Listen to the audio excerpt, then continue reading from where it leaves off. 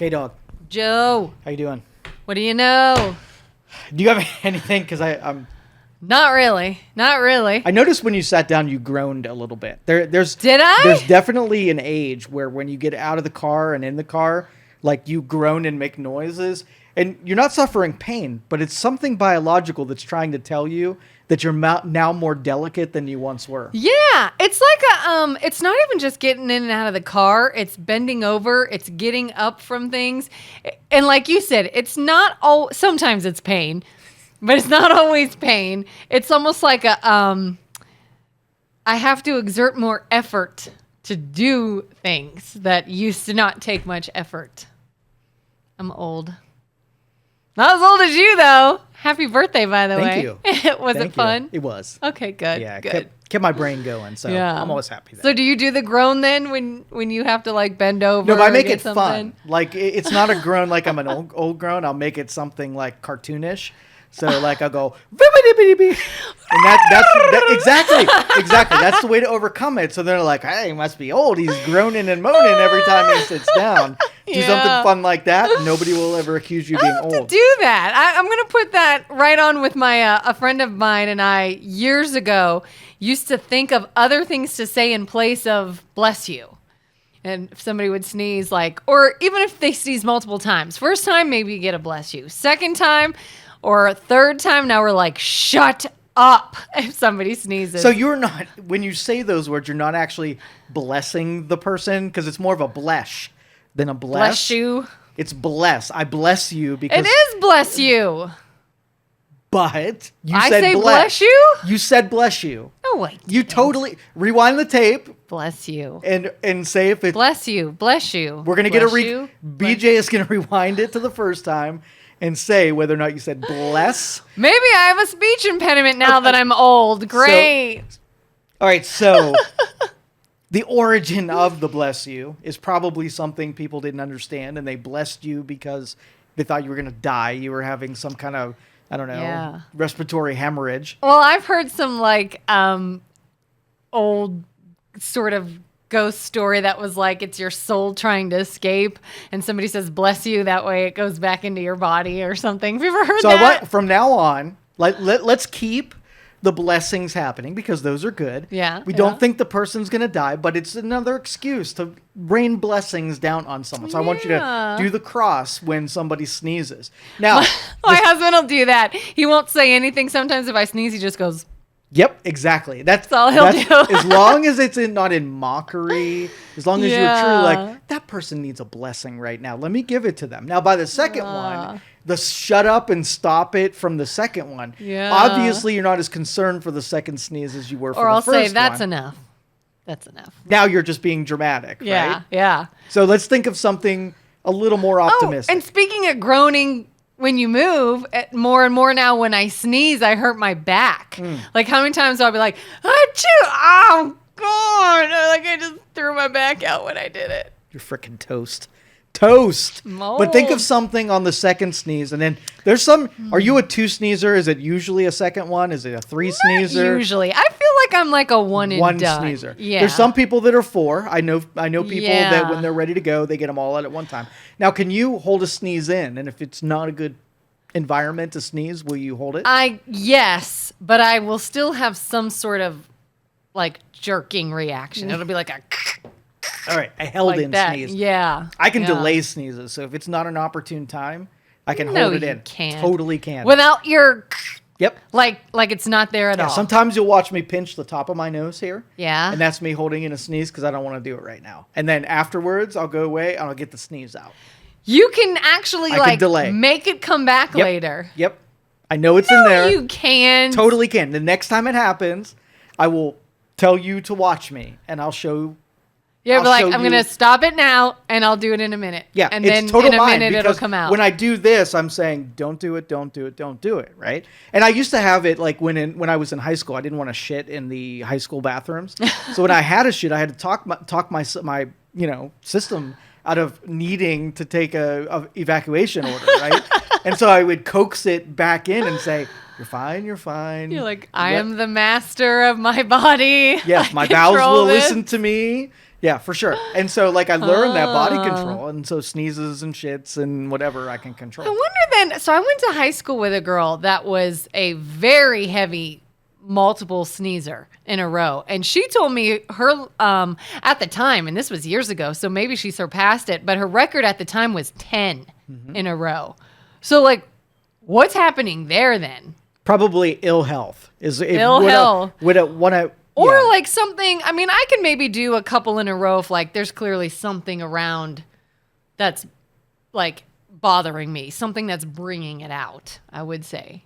Usually it's just like one little irritant got in, you sneezed. Are you a mouth breather or a nose breather? No, I don't know. I thought I was a nose breather.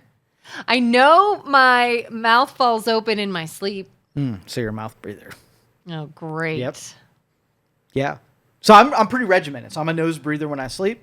So I wake up, sneeze it, get all that stuff out that my functions of my nasal cavity are supposed to do. Get that crap out of there, and I'm ready for another day. So I usually sneeze in the morning, just like anybody else gets up and takes a pee. You sneeze, drink your coffee, take your dookie, and move on.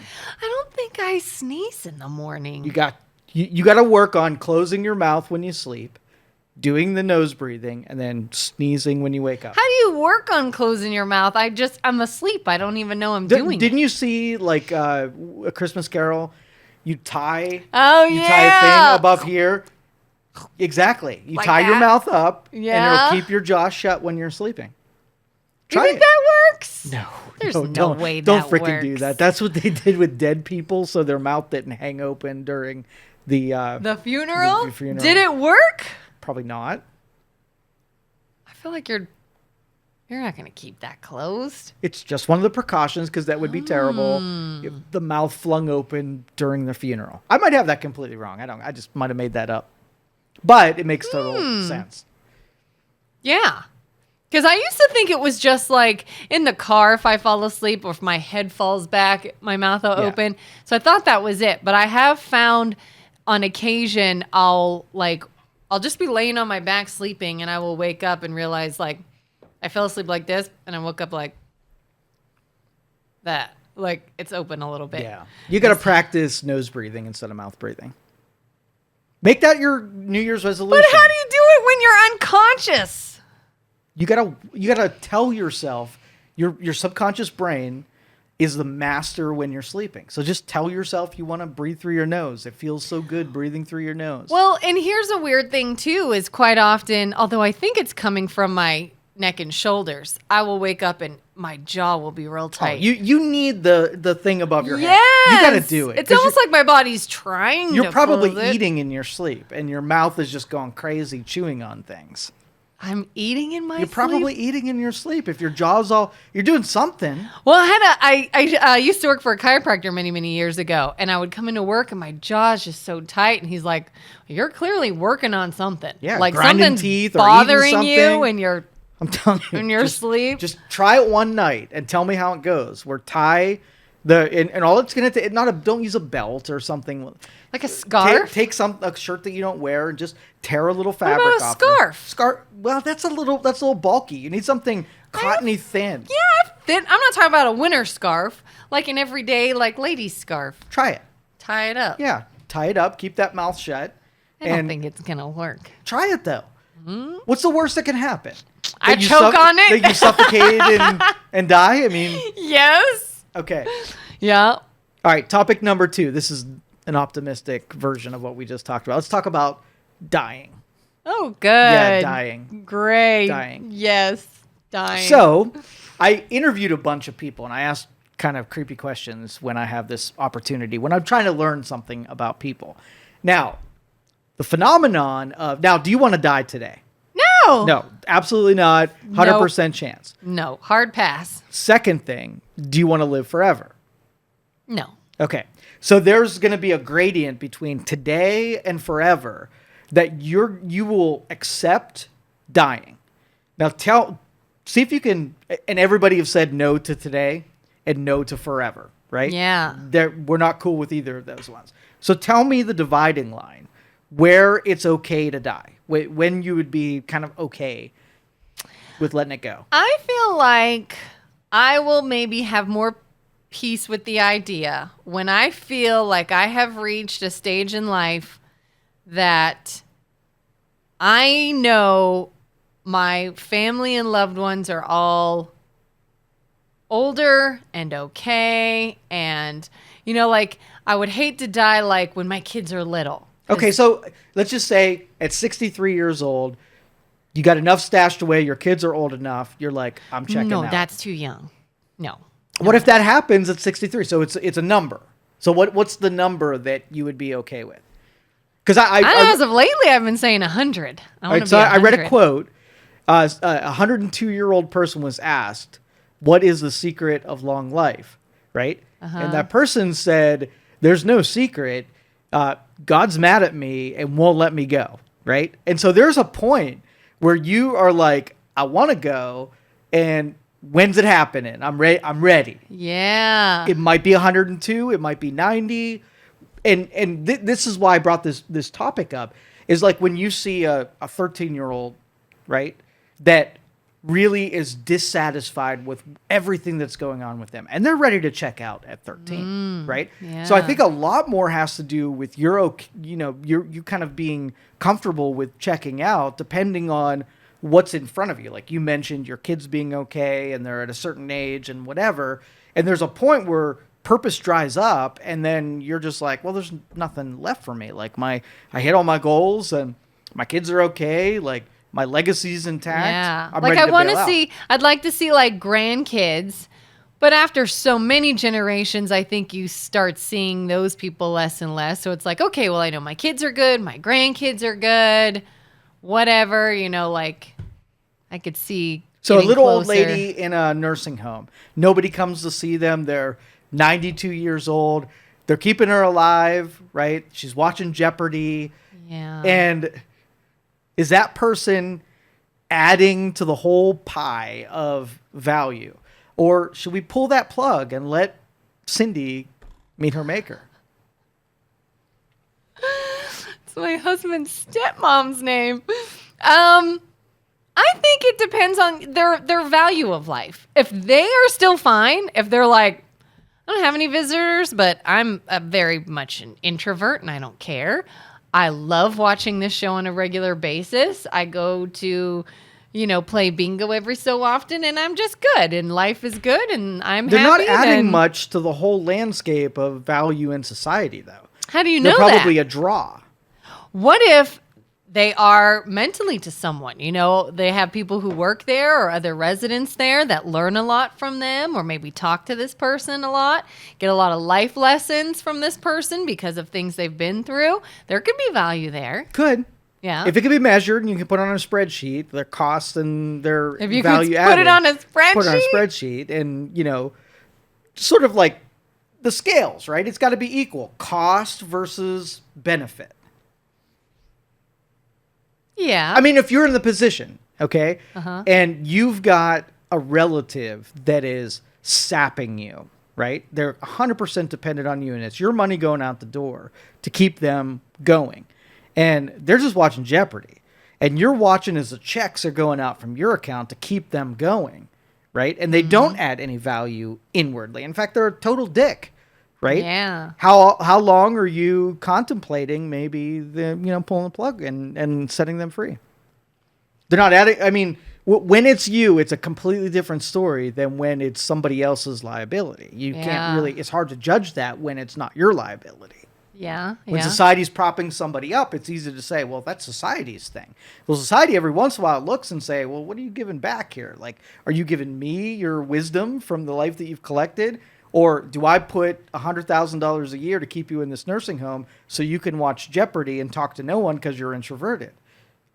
What if they don't do much? They're old. Maybe they're not very mobile anymore. They don't contribute to society. They're not very nice. And they don't even really pour into anyone emotionally or mentally.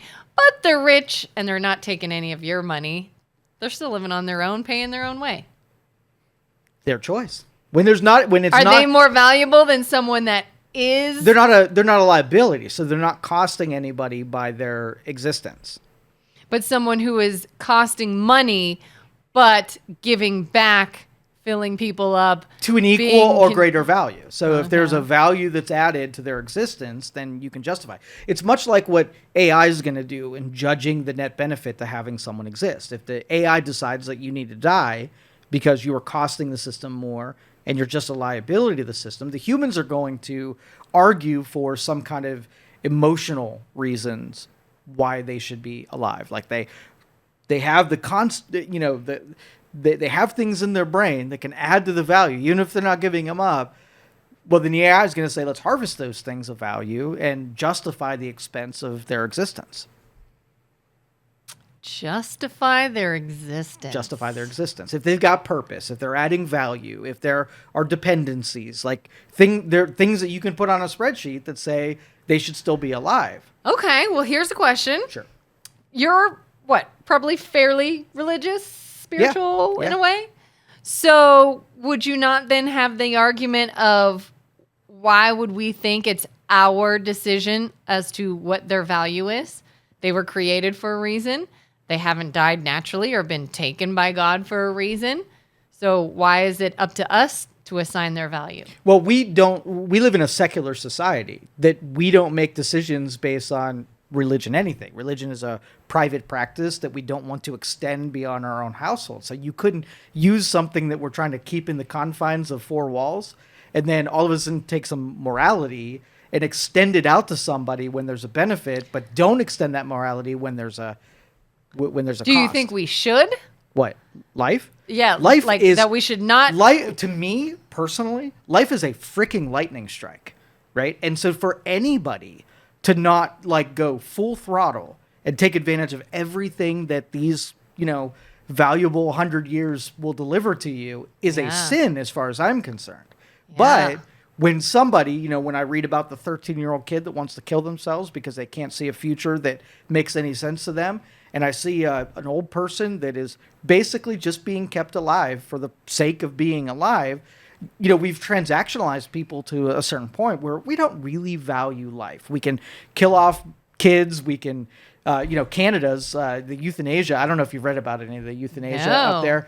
It's a big part of their healthcare system where, giving people the easy option to off themselves is part of a normal practice. It's legal there. Yeah. And so everybody goes through, especially when people get into the pitfalls of their, I don't even know what you would call it.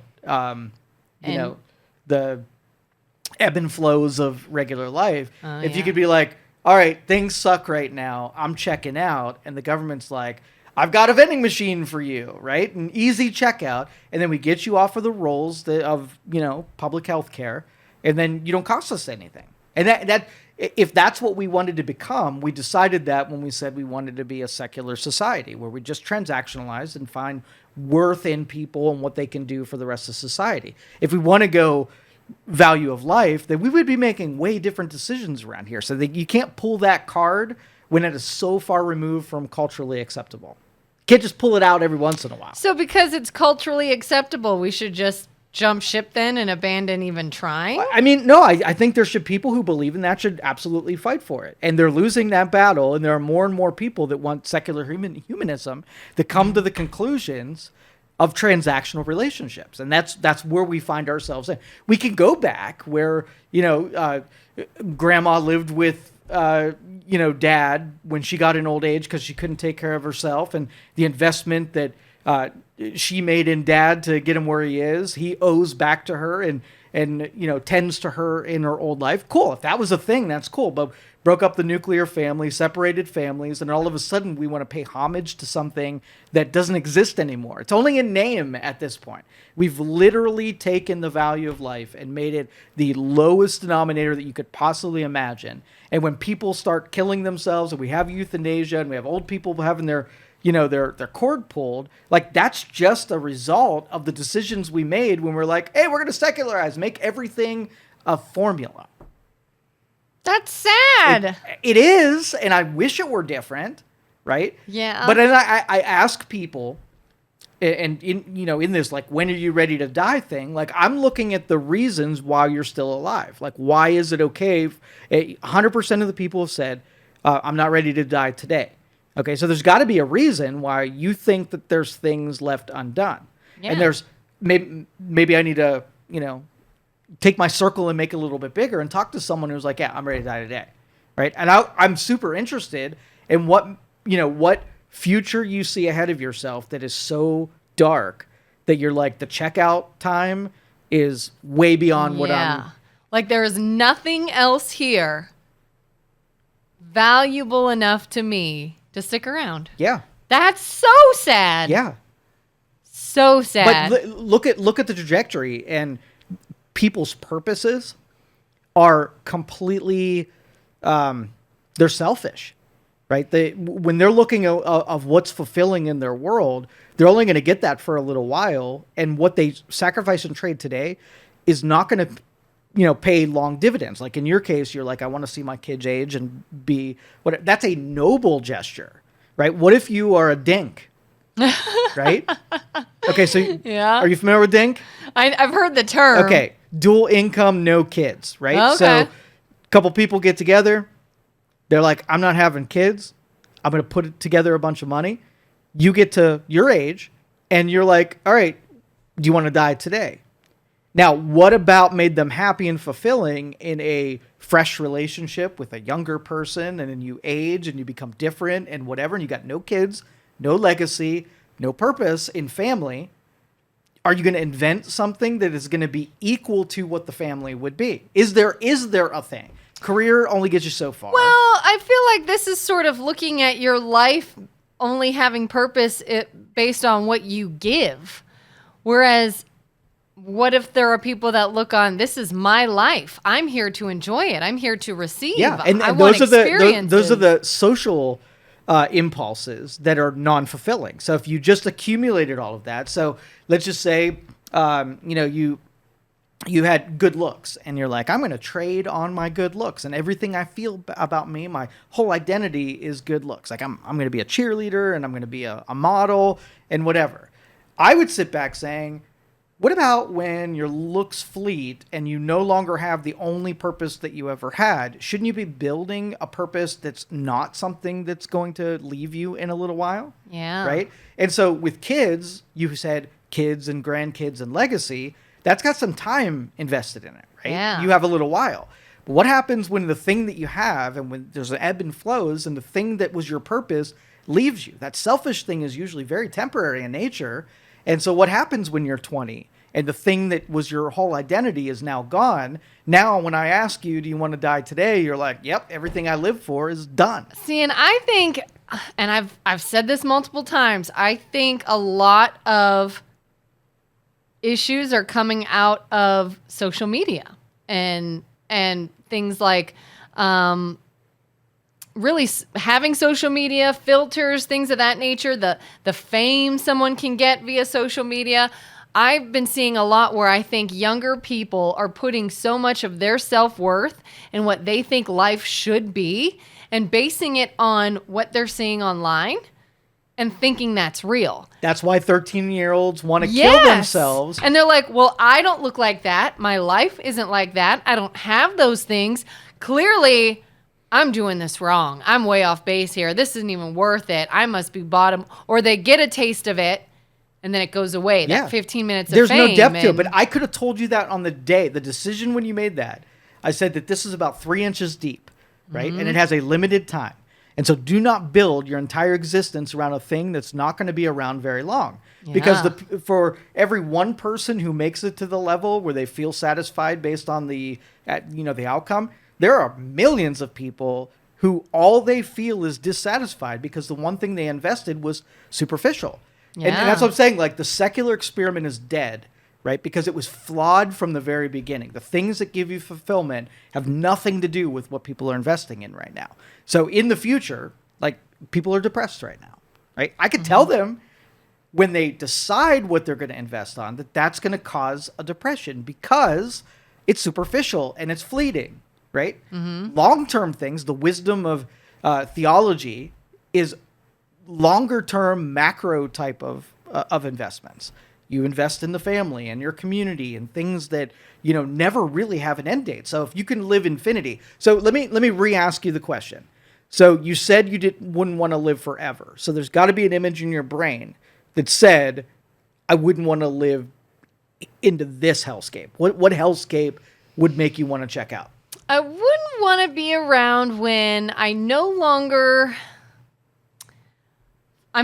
physically able to function. Okay. That I am sort of that just lump in a bed that can't go anywhere or do anything for myself.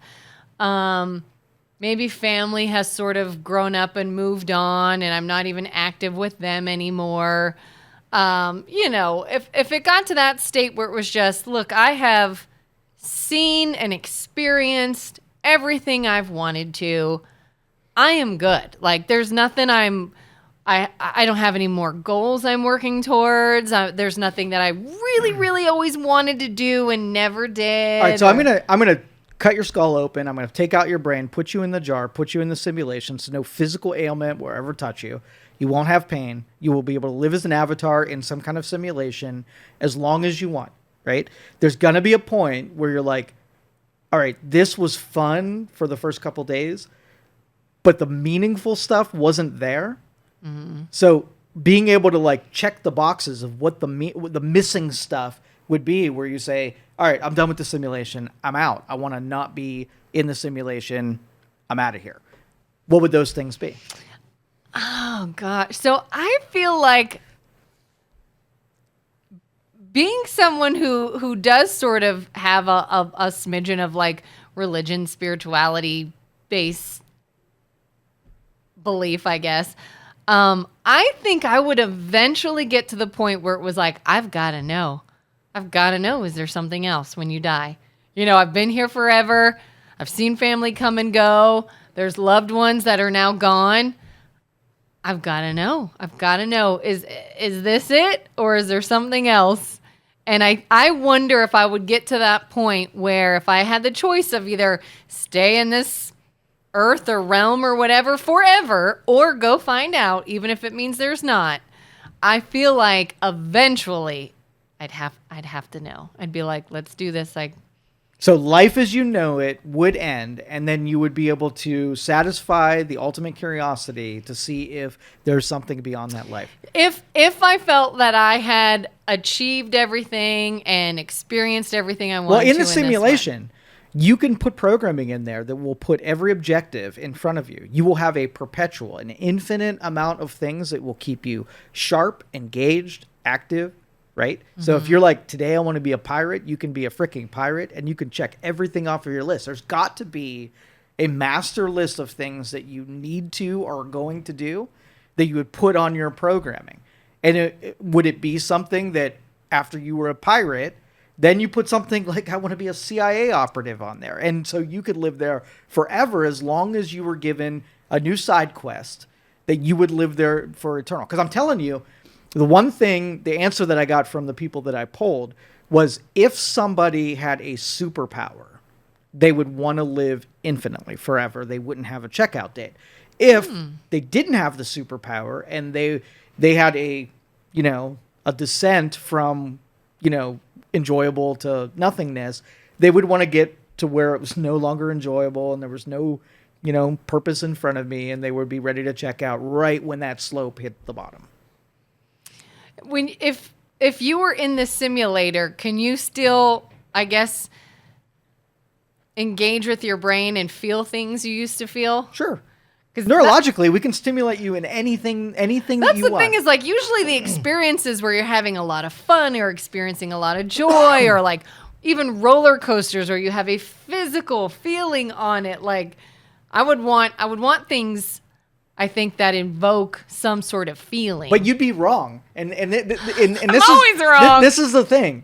So you would think that you would take the thing you enjoy most and then you would set out a life of infinite of doing that thing. But you get about 10 days into that thing, and it's no longer the fun thing. So yeah, then you'd be over it. Yeah, so Dave Ramsey says that, if you eat lobster every day, it ends up tasting like soap because the thing you really enjoyed when it was endless wasn't as good as when it was scarce. Yeah. So that's why I say if you took a purpose and then created an infinite amount of side quests, you can always be on the pursuit of some kind of objective. And I think human beings, we sort of take one or two objectives, like, that are given to us, And then once we get to a certain point where people stop handing us objectives, we check out and we no longer put new objectives in front of ourselves. That's where we go wrong, because even if it's by any other standards, by any other comparison, what we have is awesome. It tastes like soap to us. And because we weren't given the new sexy, hard, purposeful thing. Yeah. That's how we're engineered and built. We need a challenge. We don't need things to be easy. Easy sucks. I was just having a conversation with my daughter the other day. She was saying how she hates the end of Christmas because it's so sad. Like, it's sad that it's over. And we got in a conversation about it. And I said, well, why? And, this led us to a conversation where our two favorite times of the year is Christmas and 4th of July, because they're the two times that, like, all the cousins and family and everybody get together and we have a lot of fun and we cook out and we have music. And it's just these two big sort of parties throughout the year. And she's like, I love doing those. And then so it's so sad when it's done. And I said, look, there's no law. You want to have a Christmas tree up all year? Have a Christmas tree up all year. Keep your lights up. Listen to Christmas music. Who cares? You can do it year long. But I bet you it will no longer be as special. And Yeah. I said, if you think about it, we can only get to that 4th of July party that you love so much once we say goodbye to Christmas. It's another thing to look forward to. And I said, and then we know that's only a few days and it's so special. And then we're looking forward to the next thing. And I said, if you could do it any time you wanted. All right, so You'd be over here's it. the checkmate. Here's the ultimate mom checkmate on her. Okay. All right, so she has a brother. Mm-hmm. And they live together, right? And do they get along all the time? Yeah. Usually. Do they really get along? They do. I mean, not all the time. They All have right, bickers, so but most of the when time. sister comes home and says, "Brother, I love you. I love seeing you," it doesn't happen because she sees brother every single day. Yeah, But when they're cousin like, comes meh. through the door, biologically the same thing as brother, but since you see one all the time, you take it for granted. And to see the one you only see in scarcity, now it's special. So if you make it not special. So this goes into my next topic. All right, Okay. are you done with that one? Yeah, did you- yeah. Okay. So let's just say Wait, I didn't get to ask you, though. When do you want to die? never. I'm going into the jar and living in the simulation Never? for freaking ever. You don't want to see if there's a heaven? I have 900 lifetimes worth of shit I need to get done and I want to do, and there's no way 100 years is going to encapsulate it all. I need much, much, much more time. Wow, I did not expect Infinite. that. Well, maybe not infinite, but a much longer time. Like I would say 900 times 100, so I don't 90,000 know why I years. thought you would be like the anytime, whatever. I don't know why I thought you would I would say be that. okay with it if it happened tomorrow. But that's wouldn't not what I would prefer it. I'm not going to check out. Yeah. I'd be peaceful with it being tomorrow, but I want 90,000 years Okay. in order can to see do that. everything that I want to do. And there's probably more on the other side of that. So it's You're going to be brain in a jar for sure. 100%. On Mars. I've already come to terms with the brain in the jar. Okay. Okay, so here's the thing. Like when another response was things that you want would be millions of dollars, right? And so if I gave every person in the United States $20 million, right?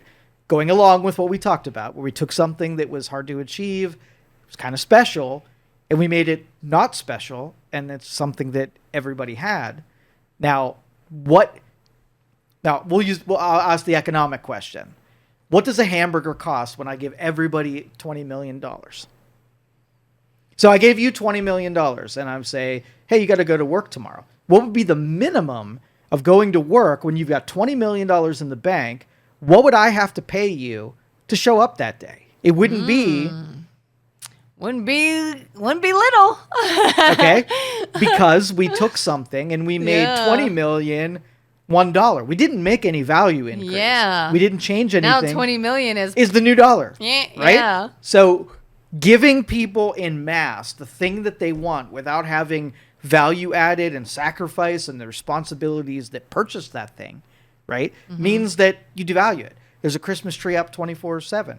When you wake up in the morning and look at the lights on the Christmas tree, it's nothing to you because it's the same shit you saw 364 other days in the freaking year. Yeah. So it's supposed to be unobtainable. So part of the part of the math on this is making things that you can't have or more valuable than things that are easily achievable. No, you have no purpose in something that you can go over there and pick up a stack of $20 million and it's like nothing. Like you wouldn't be willing to make a sacrifice. Yeah, there's nothing really, you almost wouldn't have like that goal to work towards. Exactly. You're just like, meh, got it. Yeah. So even like noble purposes like you stated were legacy and whatever, but you also have to have, sort of like inter-game side quest type of things that are so hard that you put yourself up to the challenge. And think about the 13-year-old that's ready to check out, already doesn't see a future they want to stick around.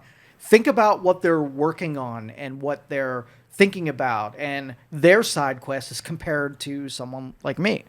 I bet you there's not a single thing that is mathematically challenging in their purposes. I bet you it's all superficial and all emotional. Like there's nothing actually of value in the things that they say they actually want.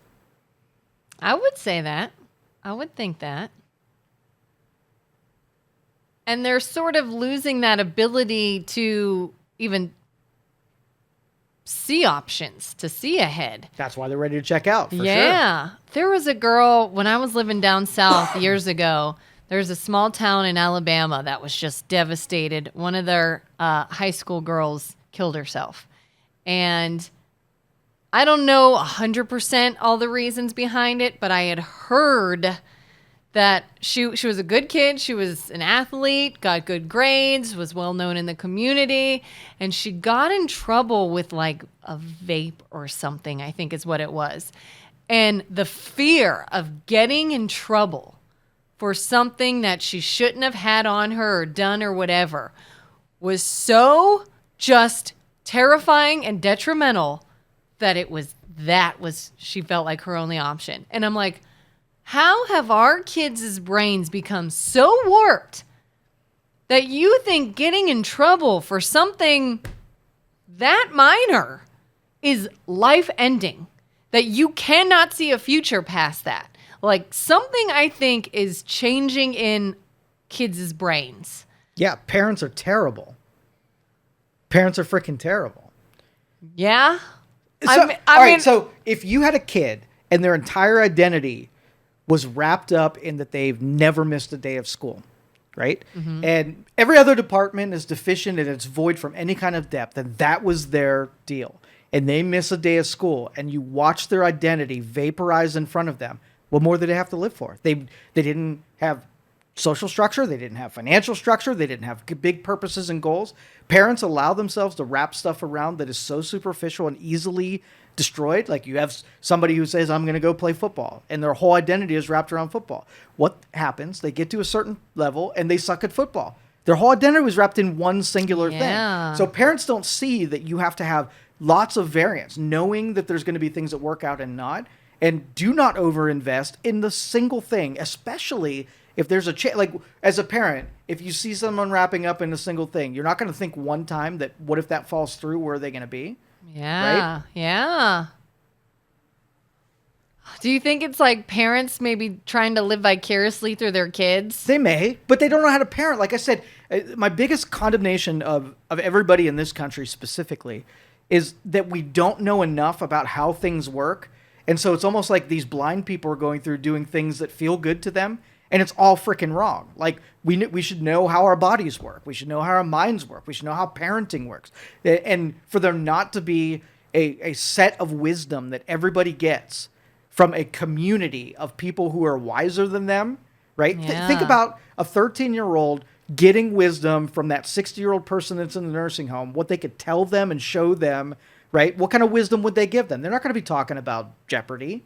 They're going to be saying, I've been where you're coming from. Yeah. What you're in, like, I had it worse. Like, we went through the Depression, and we went through tough times, and here's what it's all like, and here's what I did. I invested in the family, and I had grandkids, and I had, different interests that kept me occupied. My idle hands were things that I found myself in trouble. What are you doing? And it's going to be single-dimensional things that they wrap their entire identity around that are in the hands of other people, right? Mm-hmm. And so you can all, in the United States especially, government sort of like rewards victimhood.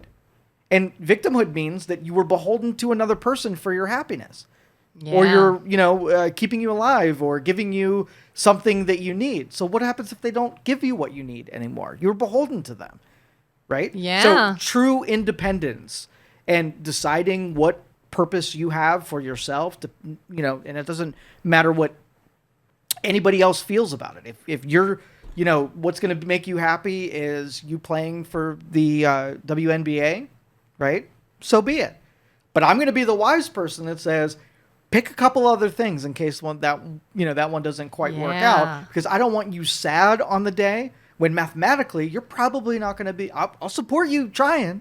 I think that's Or even awesome. if you make it and then you get a career-ending injury. That's right. Now what? Yeah. And when your whole personality, your whole being was wrapped up in Yeah. one thing. Well, I've seen so many people who, the people who went through the tail end of the Industrial Revolution, and they had jobs that they served for 50 freaking years. They retire and then they die, right? Yeah. Because they were handed their purpose from somebody else. Those same people probably wouldn't have lived into their 30s if they weren't given their regimen and their purpose on a daily. Because once Yeah. they don't know what to do with themselves. They start doing things like maybe you go fishing and you can do that forever and it's the love of your life and then you live to your hundreds. But if you sit down in the chair and don't know what to do with yourself, you're effed. Yeah. Big time. I've been called crazy a time or two because I've always said, like, if I were to win the lottery, let's say I won like a major jackpot, I could quit work today and be fine. I would still go to work. Yes. And everyone's like, Very no, you wouldn't. important. Yes. And Absolutely. I said, no, my schedule may be different. I may go in when I want and leave when I want. I might set limitations on things. I'm not going to sit there and, a lot of times you could be at work having a bad day and you got to stay there. Whereas if I'm having a bad day, I can go.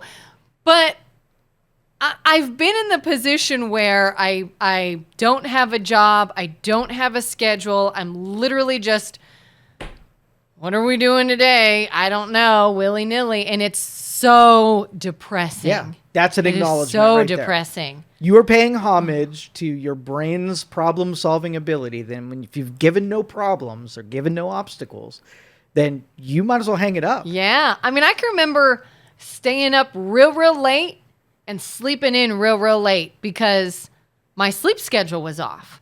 And I'd be like, oh, I better get up early. Why? I've had days where I was like, I literally have no reason to get out of bed today. I can't think of it. I have nowhere to go. I have no one to see. I have no reason to get out of bed today. And I think to the exhausted person, that sounds great. But after a day or two, you're like, I'd rather get up early and go and do something I don't really feel like doing than that. That is the ultimate depression-inducing, like, hell. Yep. I'd be like, nope, you got to do something. Get a hobby. Get something. Keep your brain active and do what you were Yes. built to do. So the time between Thanksgiving and the year end, more deaths happen than at any other time during the year. Now, I don't have an answer Yeah. for you why that is, but let's throw out some guesses as to why Yes. this time of year people check out. I think there's a handful of reasons. Go ahead. I think health-related reasons is a big one. Heart attacks, things of that nature. I think in lieu of having a schedule and a regimen, I think people throw a lot at their bodies in a short amount of time. A lot of unhealthy foods, maybe a lot of alcohol, very little sleep, constantly being on the go, tons of stress, financial stress, family stress. I think it's like a whole lot of bad on your physical being in Are a we short amount that of time. delicate that that's all it takes to kill us off? We were a species that could punch saber-toothed tigers in the face. And now a little difference in our schedule and a little different choices, and we're that close I think so. to death. I think so. I mean, if you're already unhealthy, maybe if you're not physical peak going into it, but if you're already unhealthy, That could send you over and the then edge. yes, and then you have a couple of weeks of just massive stress and poor health, I could see you having like a heart attack during that time. For sure. I can also see a lot of people unaliving themselves.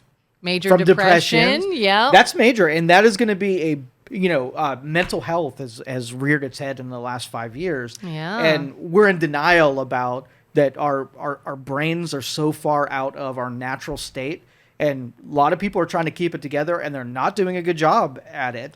And all the professionals, professionals in the medical community, they sling pills. So all they do is they see patients, not people that need to be worked with, right? Yeah, and absolutely. so on our streets, we have mentally unhealthy people. We have 13-year-olds that want to off themselves. Like, we've got a crisis in mental health, and everybody says it, and they know that it's there. But what the heck do you do with that? Yeah. If we're all so delicate mentally, emotionally, and physically that a holiday with only a couple of things different are enough to kill us off, right? We are a very delicate civilization. Yeah, and it's so interesting too, because I even realized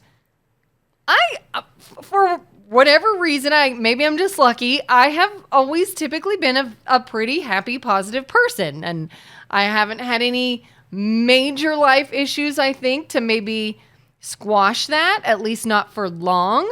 But I remember I was at a Christmas party this year, and I happened to go to the bathroom. It was out at some nice restaurant, and there's Christmas music playing.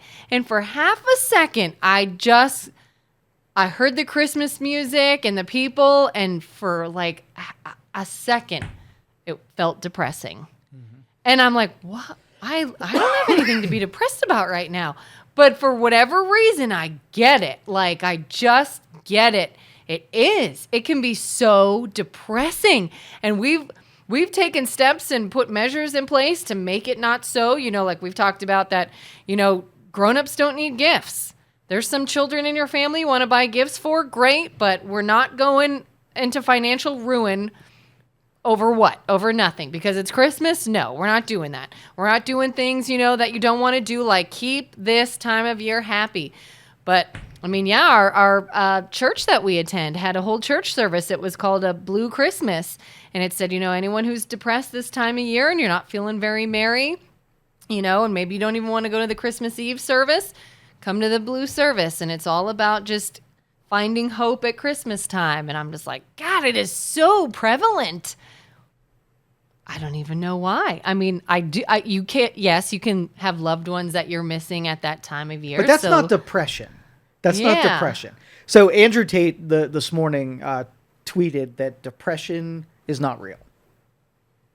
Really? Depression is not real. And I want you to take the other side here. Well, actually, take the pro side. Okay. And we're going to prove that depression isn't real. Because everybody who has depression, they will defend that, just like the people who are on prescription medication.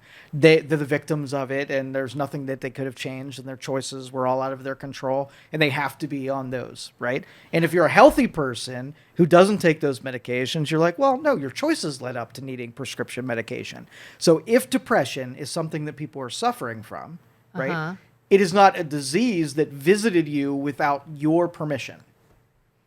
Are we talking about in the event that it's not like a chemical imbalance?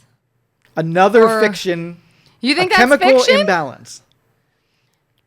Science needs a control group.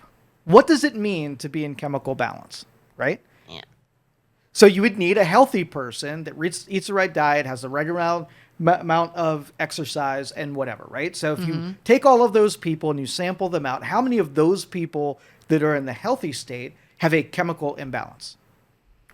That's what I'd like to see. If somebody who is like, I have no major qualms with my life, I'm a pretty healthy person, I get sufficient vitamins, and I still can't make myself get out of bed in the morning. I bet you that they are different than the non-control group, which is people who are in an unhealthy state, eat all the wrong things, don't do any kind of exercise, or don't do anything that's good for their body.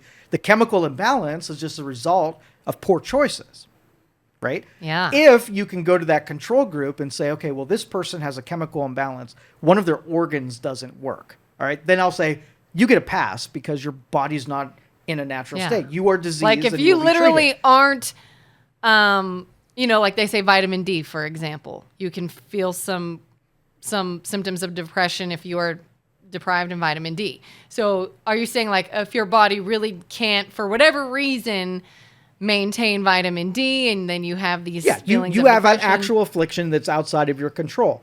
And what we'll probably find is a really small percentage of the healthy group would have anything that's in failure, because that would be something that is actually genetic. The whole big group of people who suffer from chemical imbalances are doing the chemical imbalances to themselves by those choices. So in that same group, there might be 0.01% of people that actually have an ailment. And you're like, okay, well, how does your kidney not work? Oh, you do this thing that caused your kidney not to work. Those were choices that made your kidney not work. It's not genetics, something outside of your control. It was your choices that you made. And that's the distinguishing factor between the two, is whether or not you contributed to the chemical imbalance, which everybody is, right? If you can say, these people who do these 7 things can run a marathon, and these people who don't do any of those things cannot run a marathon. Is there a disease that causes this group not be able to run marathons? Or is it they're just making different choices, and we're not going to hold that against them, but we're not going to let them come out and say, I have marathons disease, right? Yeah. No, you just made choices that make you not a good marathon runner. If you want to run marathons, go do what these people do, and then far fewer of you will be able to say, I can't run marathons. And so that is the support of what Tate said, which we take the medical industry and we lay down victim status, because that industry just wants to sell pills. So if they can convince you that you need Ozempic, right? And I come and say, yeah, you don't need Ozempic. You need to make healthier food choices, and you don't need Ozempic, right? They're going to say, no, out of their control. They need Ozempic. And look at these results. This person lost a bunch of weight, and they didn't have to stop eating all that garbage. You're wrong, Joe. I have a cousin, and thank God their doctor wasn't just a med pusher. I have this cousin used to live in California most of her life, if not all of her life, and then moved to Oregon. And shortly after she moved, became very depressed, lost a lot of motivation, didn't want to do things anymore that she used to like to do, went to the doctor, and she's like, I don't know, ever since I moved from California, I'm just not blah, blah, blah. And he's like, wait, move from where? And she's like, well, I was in California, and I've been here a while. And he's like, wrote a prescription for vitamin D. He's like, you're not seeing the sun. You're used to the sun your entire life, and then you come to a cloudy environment, take vitamin D. And Yep. that's what it was. So be it. Yeah. In fact, I keep thinking that too, because Northeast Ohio, it's gray and cloudy and dreary and dark and cold, and people start to get that seasonal depression. Is that vitamin D? Is it just I'm not out doing fun things like I normally am doing, and I miss those fun things? So the information isn't being kept from you. Like, you and I both, we're interested in this stuff. So we look into the things that contribute. You have a whole group of people that don't know how this meat suit even works, but it's not because the information is beyond them, right? They want it to be a silver bullet pill's fault, and they want it to be a disease where they don't have to make different choices, so they can live in their misery and blame something that they don't control. And then people like you and I say, yeah, there's a slim majority of people who can't help it, but you're not one of them. You make better choices, and you shed the depression or the chemical imbalance or whatever else you think you're deficient in on just learning how your body and your mind is supposed to operate, and give it that. Don't make little asterisks and say, yeah, I really should be doing vitamin D, but, right, this essential oil, right? Yeah. So how does one know then if you truly do have some sort of deficiency that can actually cause you to have depression, and it's not circumstance-based, it is literally in your brain? How would one even know when we are in this culture of doctors giving you a pill no matter what? You know, it could be like, well, maybe a loved one passed away and you're experiencing grief, and that's clearly a cause of your depression, but here's a pill for it. Because we're so delicate in that department that it does not take us much to fall off. Just like the people who this time of year die because we're already on the edge of death when we go into it. We can't handle plus or minus 1% more of something. We're at that edge. So same thing. If we're so unhealthy, we're just being kept alive by the consistency of our regular day, it's not going to take much to throw us off of that freaking edge as well. So we are, the title of this episode is going to be, we are too delicate for any kind of changes. And the only way to not be depressed and to not have the diseases that we have and to not suffer in this world. So when I ask you when you're ready to check out, you're like, yeah, maybe today's okay, because you're suffering. I don't blame you, but it takes somebody to audit your world tell you everything that you're doing wrong, and draw a connection between, instead of saying, oh, this thing is not your fault, say, yeah, here's all the things where it's your fault. Clean up those up, and then come back to the well for information. And then you can fill in the gaps of things that maybe are loosely your fault. But if you're breaking all the rules on your fault end, you can't expect anybody to help you in any meaningful way when you're killing yourself in every other department. Yeah. And that's the tragedy, is that we are saddling our kids and not being parents and putting them right on the edge of the same disease at a young age. And then they can't handle and manage because we're terrible parents. We don't know what to tell them because we're just letting society mold them and teach them and whatever. We've offloaded it because parents are terrible. Yeah. I mean, it makes me as a parent, I get so paranoid sometimes as to what I should say to my kids. Like, I want to build up their self-confidence and their self-esteem, but I don't want them to think that their identity lies in something superficial. And I want to, I know it was just last night. My daughter and I were sitting in the living room watching TV, and I happened to look over, and I told her, I was like, "Hi, you're so pretty." And she's like, "Thank you." And then I went, "Oh my God, is that harmful or helpful?" And I said, "Well, plus you're very pretty because you're attractive because your personality is very sweet and giving and helpful, and that really adds to you." And she's like, "Thanks." And I'm like, "But you're really smart too." And she's like, "Okay." And I'm like, "Kelin, now you're weird. Now you're being a crazy person." But I'm just like, what can I say that is beneficial and not detrimental? And now I'm like paranoia when it comes to right, so what I'm going to teach. I'm going to put on my teacher hat. Teacher hat. Because there's two rules that you're beholden to, and both of them sometimes go in opposite directions. That's why there isn't an answer. It's a balance between these two things. Number one, we are survival animals. Our bodies and our brains function when we have enough friction in front of us to solve a problem. So the question you answer on this side of the table is, what would happen in nature, right?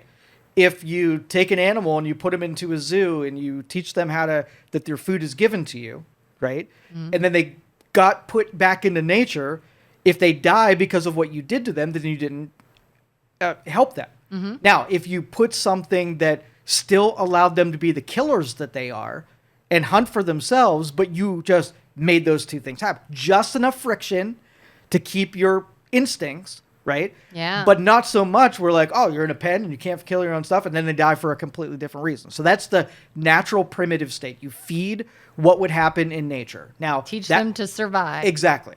So if you want your kid's life to be better than you, right? That's a noble gesture.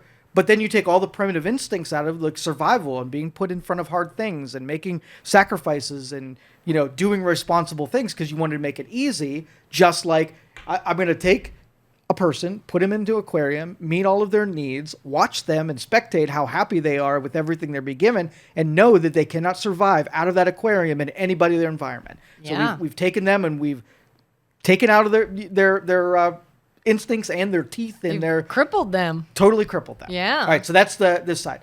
The second part is cooperation. So you had primitive people that were in the jungle, they were killing their own food, they were learning how to survive from things that were going to kill them. They thought it would be a good idea to get with other people so that I can hunt while you do another thing. So cooperation between two people means that I don't have to be in my primitive state. I only lived 20 years because I was always surviving and on. Nobody can handle frictions on a long term, right? Mm-hmm. So I need to be able to kill when I need to, and be safe somewhere when I don't need to. So you have these groups of people. What was there, this would be what would happen in nature and how you would survive it. And this one, how would you cooperate and give value to the people who are doing things for you? I'm going to go kill a boar and you're going to cook it, right? Those are a trade-off between two people where if you're getting what you need and can't do the thing that I can do, and then I give that to you for something that you can do and give to me, now we have cooperative effort. So let's use your example, all right? So you telling your daughter she was pretty, all right? Was it primitive? Primitive nature? No. That's not a survival thing. No. It's a cooperative thing. Yeah. Right? So what did you make better, easier for your daughter by saying those things? I have a reason, and I feel like you're going to shoot it down. That's okay. Throw it out there anyway. feel like, sort of going back to the discussion we were talking about with social media and online, that kids these days are seeing so much of just this fake, the filters, the Botox injections, that everything is so centered around your looks and making people feel insecure about themselves in order to profit. And I think when I tell her things like that, in my mind, at least my intention behind it is start to build up this belief in yourself now that you are fine. And regardless of what you see people look like online or in magazines or on TV, it doesn't mean that's right and you're wrong. You're fine. You are good. That's just different, or it's not even real. And so to me, I'm trying to make it so that she has this sort of underlying confidence built in that she won't be easily manipulated later. Okay. So I'll give you 2 examples here. So let's just say in the classroom, all right, people who get good grades, they celebrate good grades. My kid doesn't get good grades. So what I'm going to do is I'm going to do the homework, right? And I'm going to give it to you, and you're going to go there and you get a good grade so you can have confidence that you got a good grade. Now you can be celebrated with your peers, right? So that's example number 1. So let's talk about it first. Okay. So is it authentic? Telling her that? Or? Is it authentic that I did the homework for him so that he could get a good grade and so he can feel better about himself? So give me the rule set so that what I do, right, can be lasting, where I'm not creating a dependence where then I need him to I need to always do his homework, where I gave him a value where he becomes stronger because of something that I did. Yeah, so, sort of that like give a man a fish deal, you know? For sure. You're not so if that's teaching him important, anything. if I was important, that confidence has to be authentic confidence. It can't be something that you did inauthentically to make them feel good in the moment, and when you're not around, that deflates. Okay, so my kid goes to school and everybody's very physically buff. They're in a, they're in a fighty type of man's world, right? And one kid's picking on my kid, so I go to the school and I punch this kid in the mouth, right? And now I defeated one of his adversaries. Yeah. Now I created a dependency that now I always have to defeat his adversaries because I didn't make him strong so he could fight them on his own. I did his homework. He needs me to keep doing his homework so he can still be celebrated with what is. So I don't mind that if social is a value to someone, that you authentically build up strength in an area that you see as valuable. I would disagree that that should be the only one, right? Oh, yeah. Right? Of course, yeah. Yeah, I mean, I think it's valuable. I saw, oh, God, I wish I could remember this quote. I'm going to butcher this, but it was something like, shit, what was it? I don't know if it's a child or a girl or if that matters, if they are not spoon-fed love, they will learn to lick it off of knives. Or something of that nature. Okay. I think you get what I mean, but I can't remember exactly what it was. But terrible advice. It terrible was not freaking advice. No. I don't think there's anything wrong in like trying to build your child's self-confidence by saying things. But you to them. devalue it. Those are earned things. Totally earned things. It's almost like giving someone $20 million. If you say it inauthentically, right? But that's the thing. It's not inauthentic. It is, though. How is it inauthentic? Let's make it into something authentic. So you, a person that is kind and nice to her, saying that she's beautiful, when that goes into her value system, like what does it measure? That's like a 1. Okay, I think I know what you're saying. It's like a 1, right? So like, yeah. Now, if you help her get ready and she goes out in public and then some stranger of her age group says, wow, you look really pretty, it's going to register higher than a 1 because it was authentic. I argue with my husband about this all the time. Okay. Because if let's say I'm like trying on dresses or getting hair done or something, and I send a picture to him or ask him, how does this look? And he'll answer, oh yeah, I like that. But ultimately, I will also send it to multiple other people. He'll be like, oh, you didn't believe me when I said it looked good? And I said, I appreciate you saying that, but you're my husband. I would expect that. Exactly. These people don't have to lie. Because your pretty is earned, Yeah. right, by someone giving it to you. Doesn't have to say that. Because if you were like, you're ugly or you're stupid, that's not, that also, I mean, that would cut like a knife coming from your parents, but it's almost Yes. like you can't say those things because you are investing in a kid and they expect nothing else except for giving them food. Like, Okay, I see what you ever see somebody else like giving them food and totally thankful, and you're like, I give you freaking food every stinking day, and you never say thank you for it, Yeah. right? Because it's built into what you are in the relationship. Really, it's the opposite would have more effect in a negative way, but yeah. So yeah, I've done that where I've told him if somebody else compliments me, it almost does mean a little more because, well, they don't love me and they don't have to lie to me. Same elements of the obstacles in primitive. It's a earned thing that you learn how to go get, right? And it's earned through authenticity. And if I can manipulate, if I said you're pretty, right? I can manipulate you by saying you're pretty. If that's what the currency is for you emotionally responding to it, right? Yeah. But you would know whether or not it was an authentic gesture or was something that I was used for manipulation. So if somebody grew up and everybody told them they were pretty or everybody told them that they were smart, what do you think the likelihood that they're going to go out in the real world and everybody's going to tell them they're pretty and everybody's going to tell them they're smart? That's how to make a kid depressed because they remove from an environment. All of a sudden, nobody's raining compliments down on them because they weren't all that great. But don't you think to an extent you could almost make them more secure so that like if a scumbag came along and was just trying to manipulate them by saying nice things like, oh, you're pretty, they were like, okay, thank you, but I'm not biting because that would be the one enough. benefit. But that's not what you're fashioning your kids to be able to go do. Leave your bubble and be able to fend for themselves, not necessarily be able, to say, I'll give you the same example. Give your kid all the money they want, buy them a Mercedes. So if somebody said, hey, you want to make $100 to sell drugs? They're like, no, I make $100 on the side. Same example. Yeah. Can't be tempted. That might be a fringe benefit of laying down the whatever, but that's the unlikely scenario of how a kid would be depressed.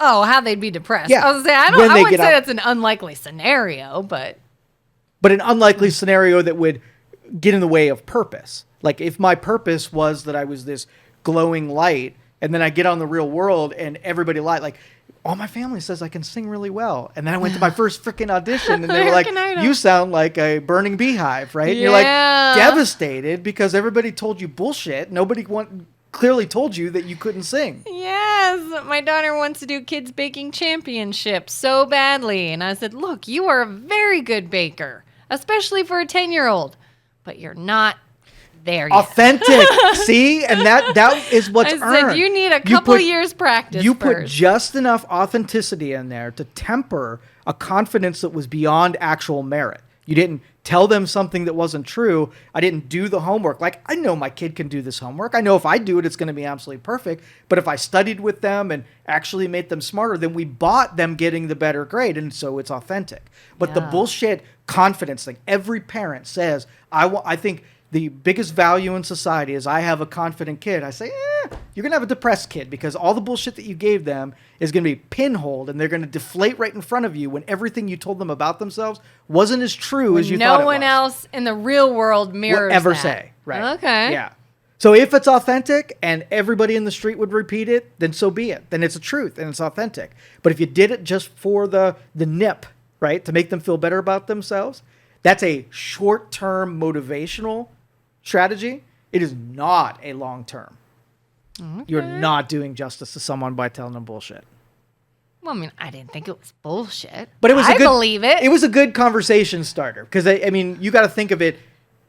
When you're in your house and there are zero threats, then we don't have to talk about swords and guns, right? Yeah. But if I'm preparing you to be not in my house and I want you to go out there, then we might start talking about swords and guns. So while you're in your bubble, that's fine talk. Yeah. Yep. So like my son, he's super into playing video games online. And he said some name the other day. He says, oh yeah, my friend so-and-so. I said, who's that? And he's like, well, my friend. Who? What do you mean your friend? Well, this kid I play with online. I said, how do you know it's a kid? Well, because he says he is. Oh, Because he says he is. Well, he sounds like a kid. I said, because no one can change their voice. Really? And I said, Ethan, don't ever believe anyone you just met online. It's perfect. And so we had this whole conversation about how lots of people can pretend online and lots of people pretend to be people they're not online. And you've got to be careful with that. And so use that as sort of this teaching moment. Yeah. So that was good.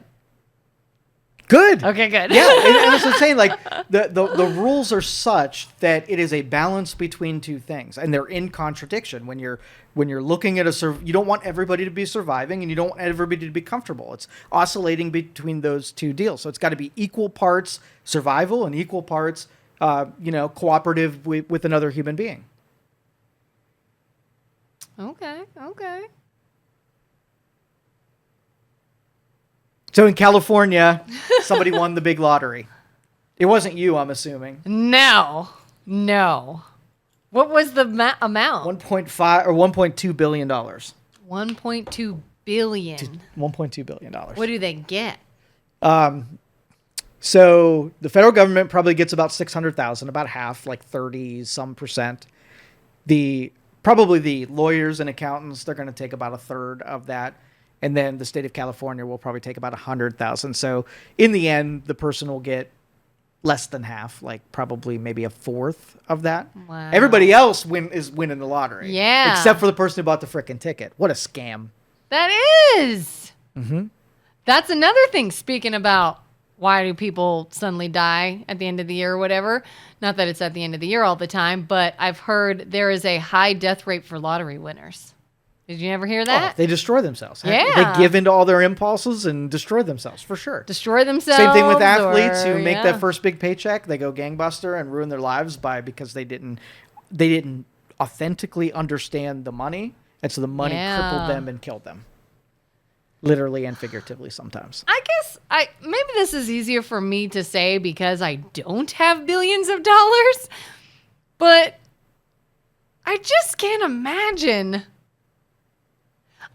With the exception of like people coming out of the woodwork, if I just got millions or billions of dollars and nobody knew, so nobody was actively trying to sabotage me, I just had it.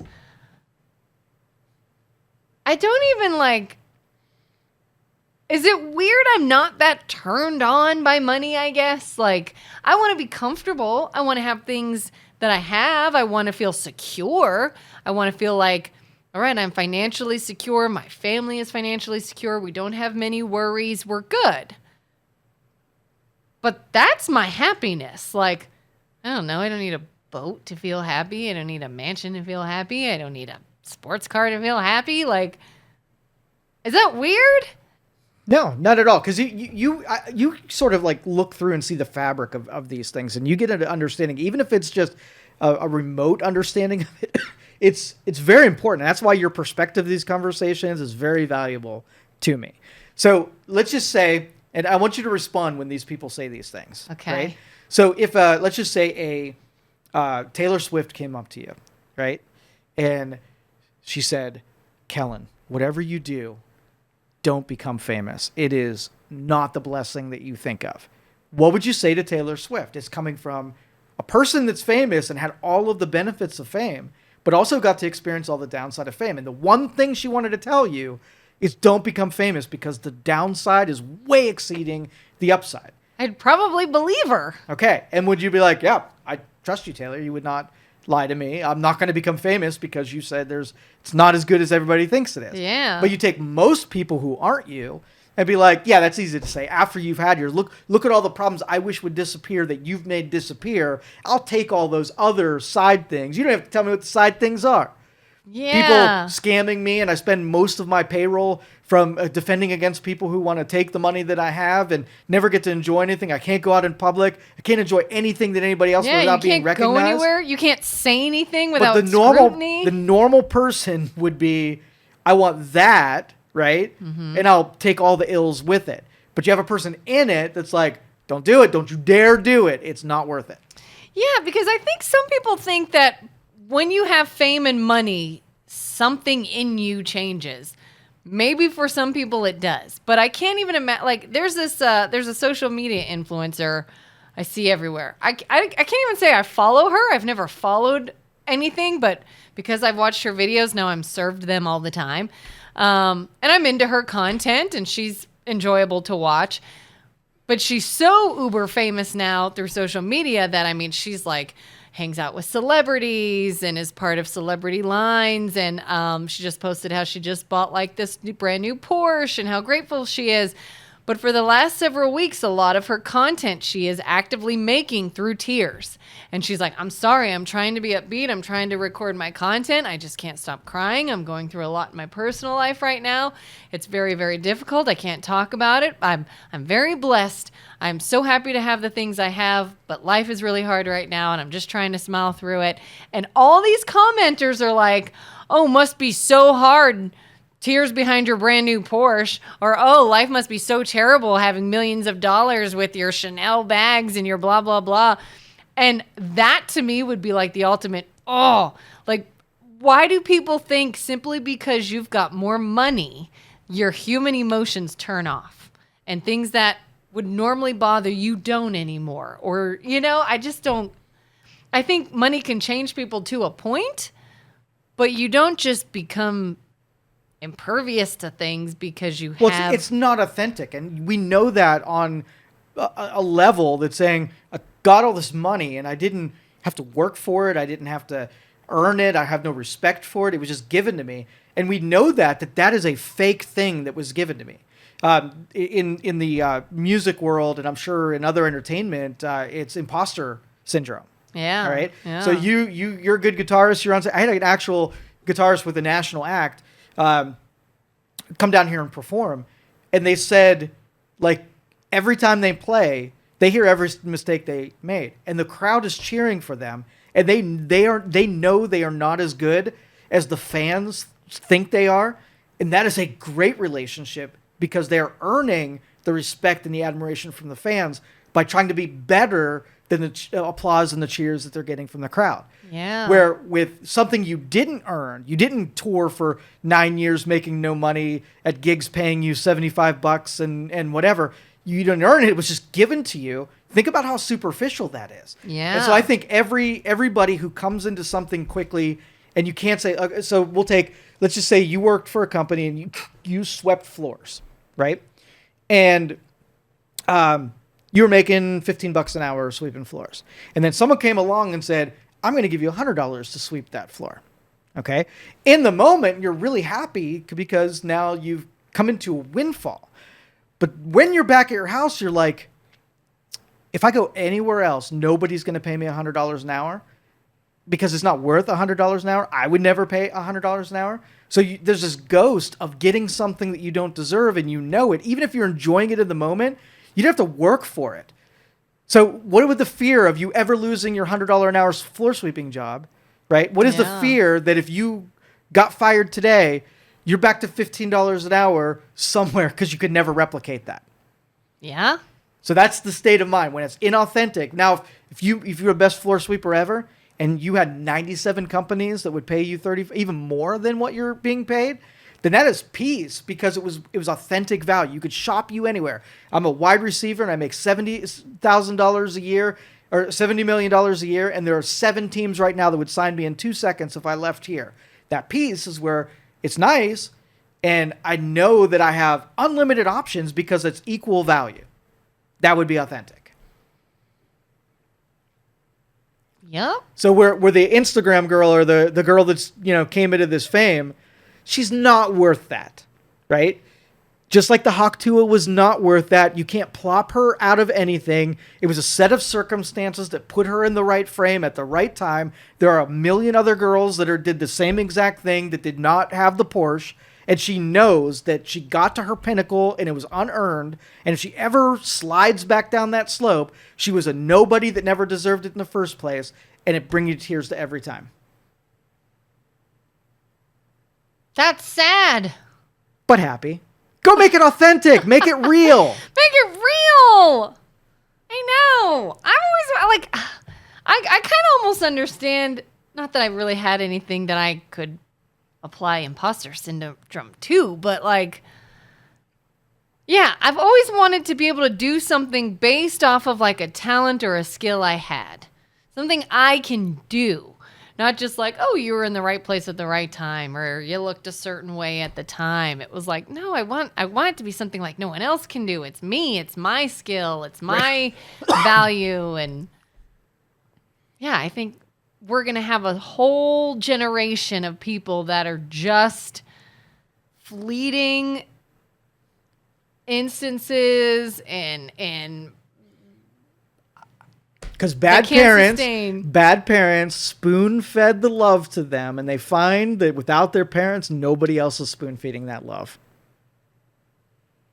Bad parents spoon-fed love to them. Sounds like that's Un- not a bad thing. Unearned, unauthentic. Why you have to? You shouldn't have to. You don't Inauthentic. earn your parents' love, though. I mean, you shouldn't have Well, when we to. say spoon-fed love, it means telling you something that's untrue. Oh, you're talking like overinflating. Yes, basically. Your singing is great. You're gonna be in the whatever one day. Yeah. Not love is I will support you as you practice and train to be the best singer possible, and let's give you a measurement of where you're at right now. Let's get to where it is. That's authentic love, right? Yeah, because even when my daughter was like just dying to be on this kids baking championship show, my dad even went online because he's like, oh, my grandbaby wants to do this, and found the application and everything and sent it to me. He's like, are we sure about this? And I said, no, we are not. Yep. I appreciate her drive, and I will support her continuing to bake and practice. And again, for a 10-year-old, she's great, but she's not that level yet. I said, couple more years. If she keeps at it, we'll look at this application. But she will get annihilated if she even attempts to right now. And I'm not doing that. And she'll be crying in her Porsche, She's crying online. deflated. Deflated.